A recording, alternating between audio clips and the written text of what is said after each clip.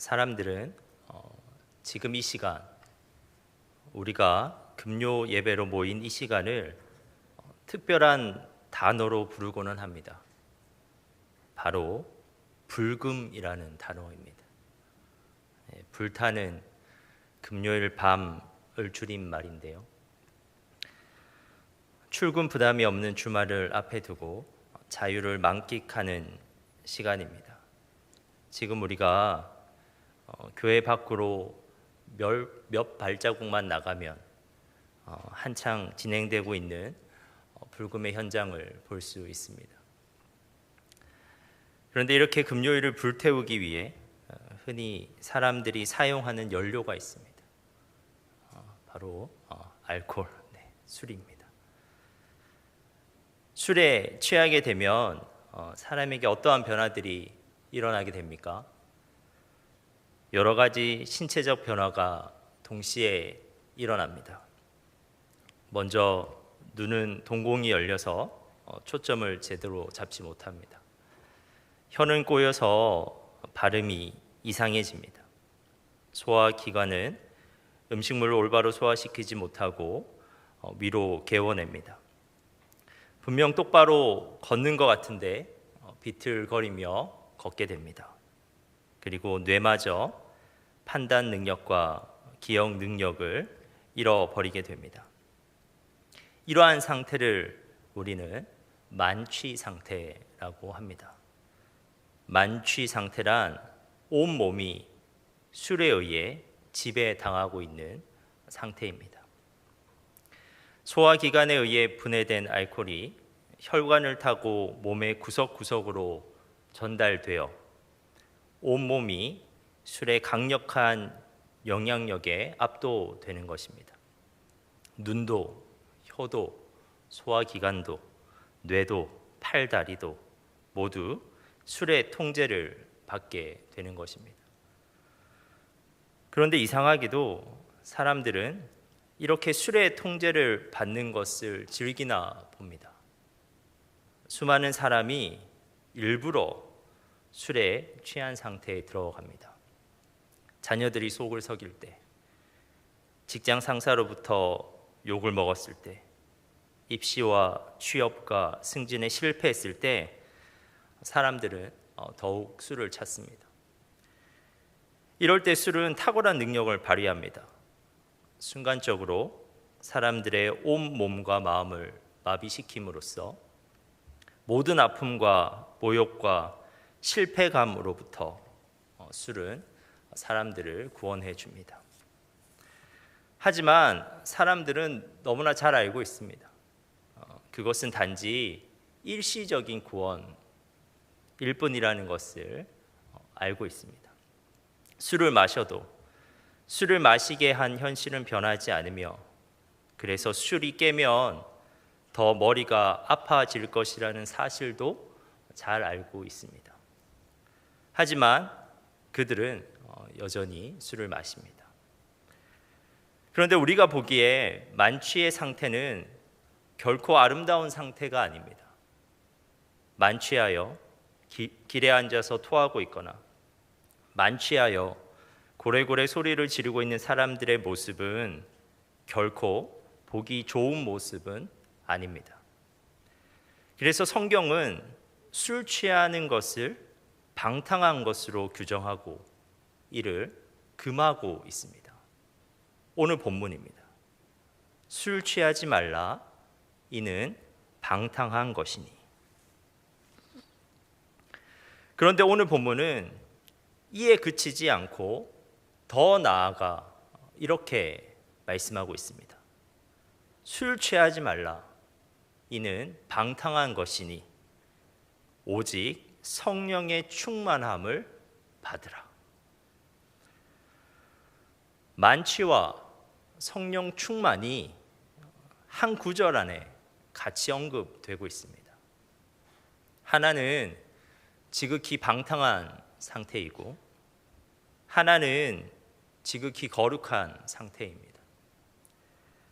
그런데 하필 이 상반된 두 상태가 한 구절 안에 같이 언급되고 있는 것입니다.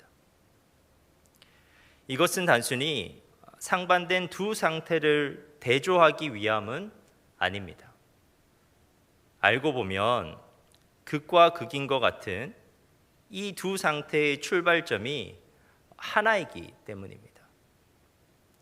그 출발점은 바로 텅 빈 마음입니다. 사람들은 실패로 인해 마음이 공허할 때 빈잔에 술을 따라 마시고는 합니다. 텅 빈 마음은 빈잔에 술을 채웁니다. 그런데 성령 충만 또한 마음이 텅 빈, 마음이 가난한 이들을 위한 은혜입니다. 이상한 말인 것 같지만 정말 그러합니다. 오히려 스스로 충만해 있는 자는 결코 성령으로 충만할 수는 없습니다. 자신의 그럴듯한 모습에 만족하고 있는 마음, 자만심으로 가득한 마음에는 성령의 은혜가 도무지 들어갈 자리가 없습니다. 그래서 로이 헤슨이라는 분은 성령 충만은 우리의 성공에 대한 보상이 아니라 우리의 실패에 대한 하나님의 선물이다라고 말하기도 하였습니다.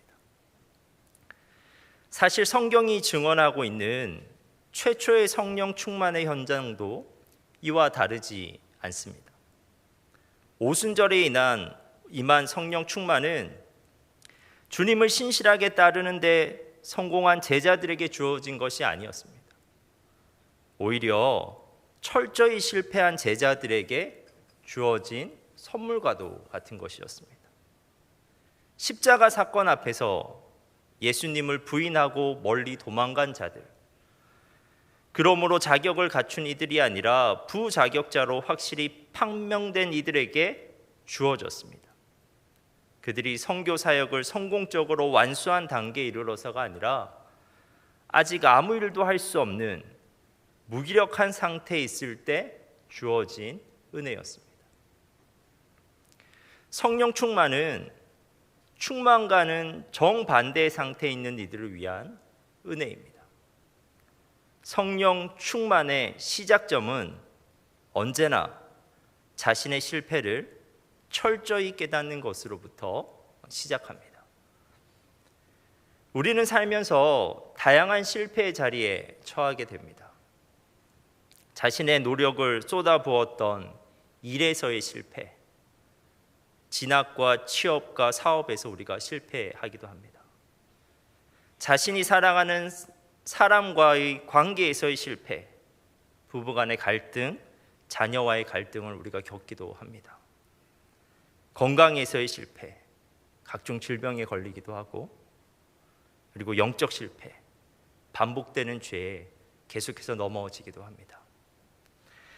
이러한 절망의 바닥을 치는 실패의 경험은 우리를 한없이 무력한 자리로 내려가게 합니다. 거기서 우리는 우리의 처절한 빈곤과 무능을 보게 됩니다. 그것을 보는 순간 자신으로 가득 찬 마음이 비워지고 마침내 빈 마음이 창조됩니다. 그런데 바로 이러한 빈 마음이 성령의 충만한 은혜가 밀려 들어올 수 있는 가난하고 애통하는 마음이요, 의에 줄이고 목마른 마음인 것입니다. 그러나 이러한 빈 마음만 가졌다고 해서 자연스럽게 성령 충만해지는 것이 아닙니다. 이 지점이 매우 중요한데요. 성령 충만은 실패의 자리에서 빈 마음을 가진 채 마냥 주저앉아 있는 이들이 아니라 그 자리에서 다시 일어나기를 원하는 이들을 위한 은혜입니다. 대부분의 사람은 자신의 빈곤과 무능을 보고서도 그것을 가리고 위장하기 위해 무서운 자기 몰두와 도취에 빠집니다. 자신은 여전히 빈곤하지 않다고 생각합니다. 자신은 여전히 무능하지 않다고 생각합니다. 이러한 자기 몰두와 도취의 훌륭한 도구가 바로 술입니다. 술의 힘을 빌려 더욱 큰 소리로 말하고 더욱 과장된 행동을 합니다. 하지만 그러한 몸짓은 실패에서 일어서기 위한 몸짓이라기보다는 실패의 자리에 마냥 주저앉아 있는 것입니다. 오히려 그 자리에서 다시 일어나기를 원하는 사람의 몸짓은 자신을 일으킬 수 있는 분에게 조용히 손을 내미는 것입니다. 바로 다윗이 그러한 사람이었습니다. 사무엘하 11장을 보면 다윗은 처참한 영적 실패를 경험합니다. 다윗이 자기 내면에 숨어 있었던 그 육체적 정욕을 참지 못하고 죄를 범합니다. 그는 밧세바를 간음하였고 그녀의 남편 우리아를 살해하였습니다. 다윗은 그의 영적 실패 앞에서 사실 얼마든지 변명할 수도 있었습니다. 그가 가지고 있는 권력으로 그 정도는 당연히 누릴 수 있는 것이라고 사람들 앞에서 항변할 수도 있었습니다. 하지만 그는 자기 실패를 직시합니다. 그가 죄 앞에서 완전히 무력한 자라는 것을 인정합니다.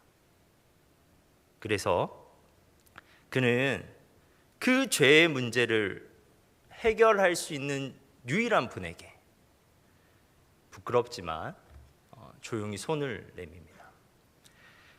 시편 51편이 바로 영적 실패의 자리에서 처절하게 부르짖는 다윗의 기도입니다. 시편 51편의 표제어는 이렇게 되어 있습니다. 다윗의 시, 인도자를 따라 부르는 노래. 다윗이 밧세바와 동침한 후 선지자 나단이 그에게 왔을 때. 그리고 시편 51편 10절부터 12절까지 다윗은 하나님 앞에 이렇게 부르짖고 있습니다. 하나님이여, 내 속에 정한 마음을 창조하시고 내 안에 정직한 영을 새롭게 하소서. 나를 주 앞에서 쫓아내지 마시며 주의 성령을 내게서 거두지 마소서. 주의 구원의 즐거움을 내게 회복시켜 주시고 자원하는 심령을 주사 나를 붙드소서. 자원하는 심령을 나에게 주사 나를 좀 붙잡아 주십시오.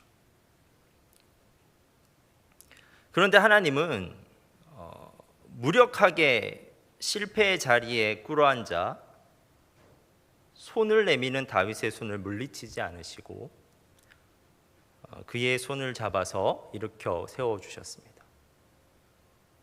다윗의 죄는 결탄코 작지 않고 작게 여겨서도 안 되지만, 그리고 그 죄는 그의 평생에 죄책을 요구하였지만 최소한 다윗은 하나님의 손을 붙잡음으로써 영적으로 회복하게 됩니다.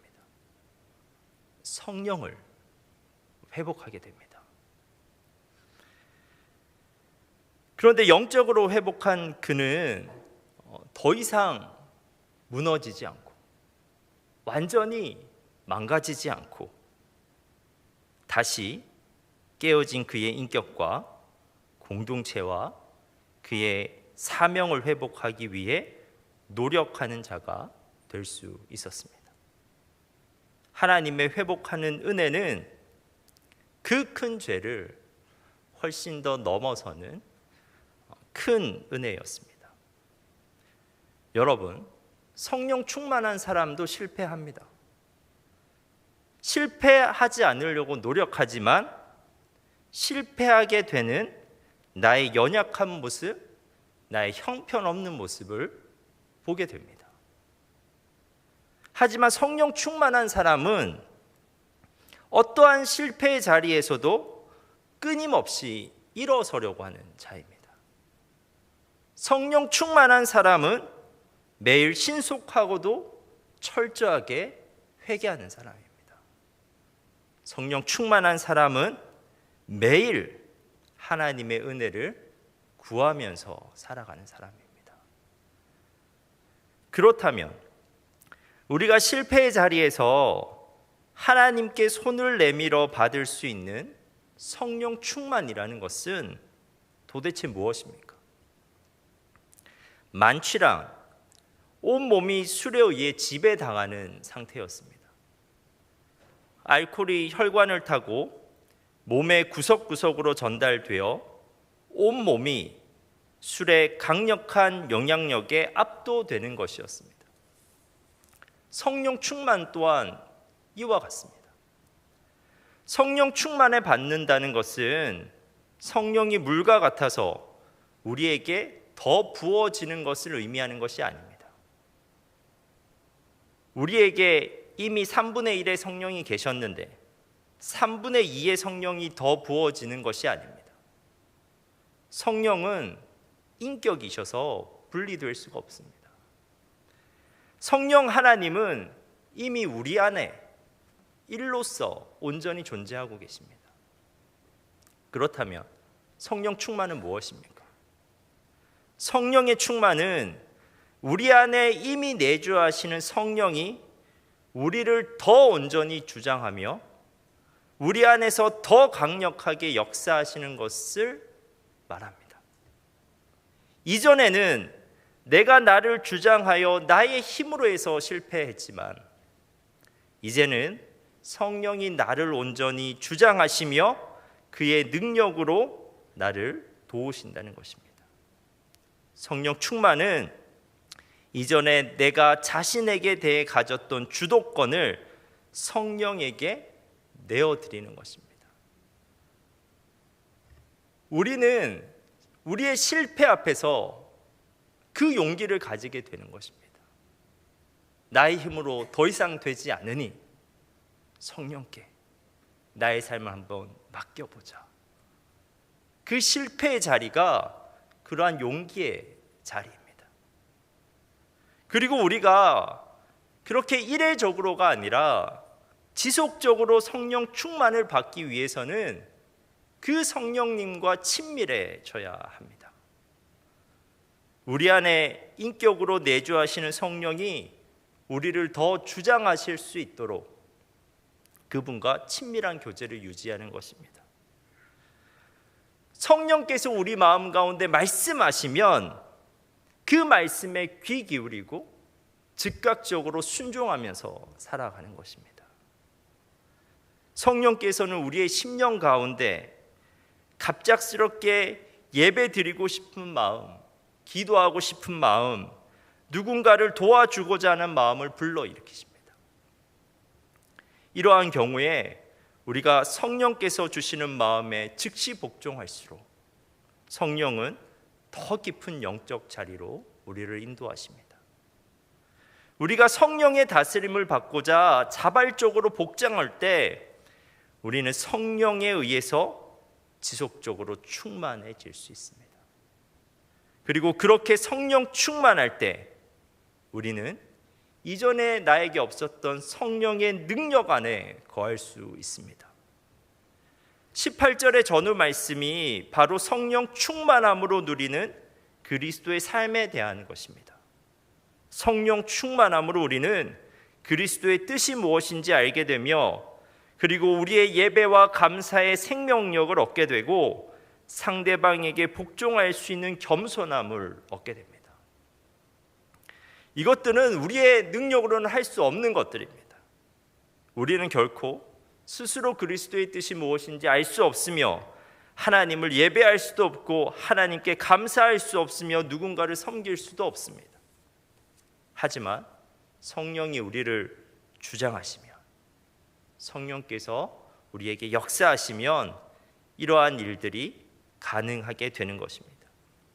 우리가 성령으로 충만할 때 우리의 능력으로는 성공할 수 없었던 그 실패의 자리에서 일어설 수 있는 것입니다. 말씀을 마무리하도록 하겠습니다. 여러분, 하나님께서 우리를 성령의 능력으로 충만케 하실 수 없는 것은 우리가 하나님께 영광을 돌릴 정도로 충분히 작고 약하지 않기 때문입니다. 하나님께서 사용하시기에 우리가 너무 크고 강합니다. 아직 위대한 자아가 버티고 있습니다. 하나님의 영광을 우리의 능력과 성공으로 변질시키면서 우리가 살아가기가 너무나 쉽습니다. 하나님께서 우리를 통해 위대한 일을 행하려고 하실 때는 우리를 충분히 약하고 작게 만드셔야 합니다. 여러 가지 쓰라린 실패 경험을 통해 우리의 위대한 자아를 깨뜨리십니다. 육신의 한계에 봉착하게 하시고 자기 능력의 막다른 골목에 이르게 하십니다. 그동안 힘써 쌓아 올린 기념탑을 무너뜨리기도 하십니다. 그때 우리의 명성은 금이 가고 우리의 얼굴에는 수치가 가득하게 됩니다. 우리의 교만한 자아는 상처를 입고 신음하며 괴로워합니다. 이러한 실패 속에서 우리의 영혼은 낙심하고 절망하기 쉽습니다. 찬송가 405장 나 같은 죄인 살리신을 작사한 존 뉴튼은 실패 가운데서 그의 고뇌를 시로 이렇게 묘사하였습니다. 한번 잘 들어보시기 바랍니다.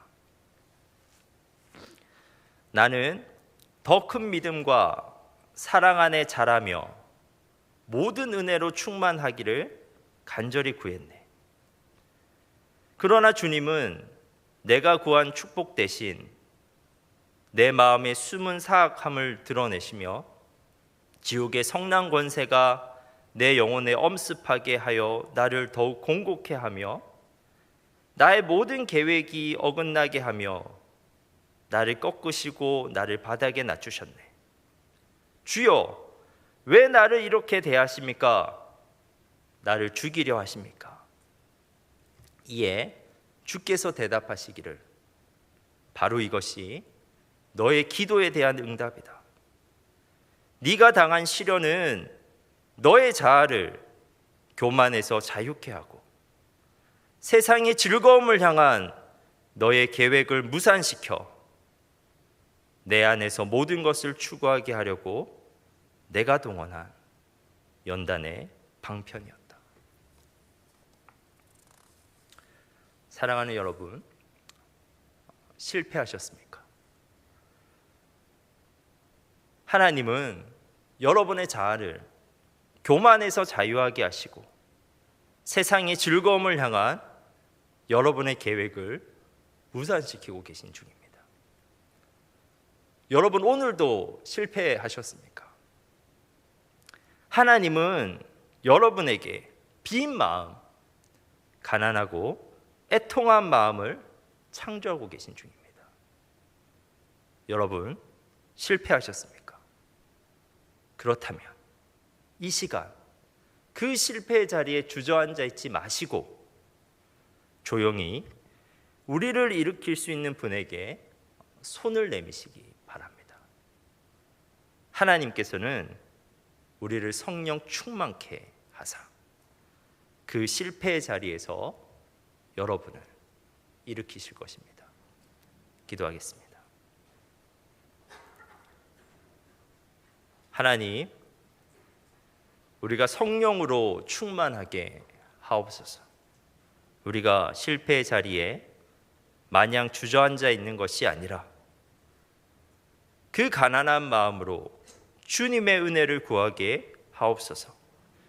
우리가 이때까지 우리의 힘으로 실패했으므로 우리가 이제부터 성령께 주도권을 드리게 하시고 성령의 능력으로 행하게 하옵소서.